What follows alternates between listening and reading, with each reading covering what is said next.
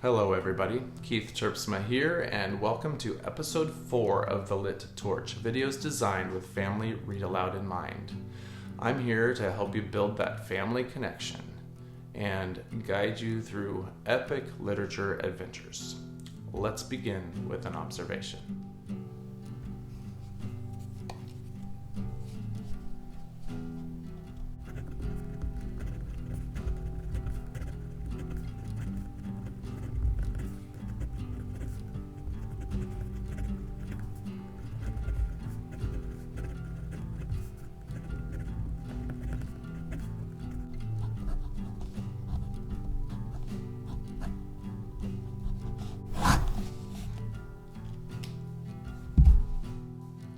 When did we stop pausing? When did the silence become uncomfortable? I, for one, am a nervous empty space filler.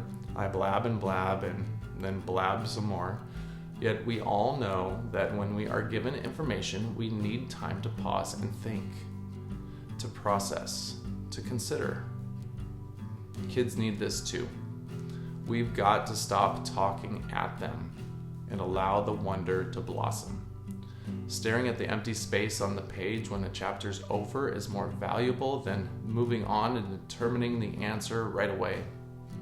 I bet we can ask some important questions at these moments, but can we withstand the cliffhanger? Don't we just want to flip the page and find out what happens? I've got some truths for you again today. Check them out. 1. Conversation is greater than explanation. Sure, we need to explain the world to our children, as I mentioned in episode 3, but I believe it's important to hear them out as they make meaning from content. Again, talking at kids is a mistake. Learning to speak with them is important. No, we're not on the same level, nor do I need to let them take a rabbit trail to no man's land, but we do need to take the time to understand where they're coming from. And letting them talk and make their predictions and inferences, allowing them to ask their questions, this is where the strongest connections can be made. 2. Listening builds thinking. In my view, this is why a read aloud is immensely necessary. Kids need to listen and visualize the story. Making these mental pictures from a text is an active process, and it rivals the passivity of a screen that does the work for them. Once the listening and visualization occurs, kids cannot help but wonder, predict, and infer within their own minds. Allowing them room for thoughtfulness will engage them more than sharing what you think about the story. 3. Families don't need expertise, just presence. Sitting down and spending time together in a story is meaningful. You don't have to have it all figured out. In fact, just absorbing the story and considering its action is worth it.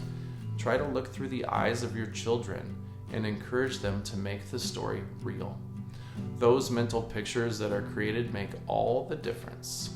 And the fact that you are alongside your kids for the adventure is the memorable portion.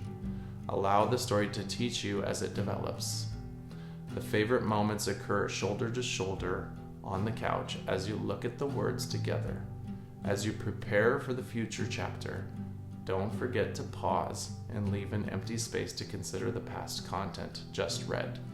The loving presence of a family spending quiet time together sets the tone.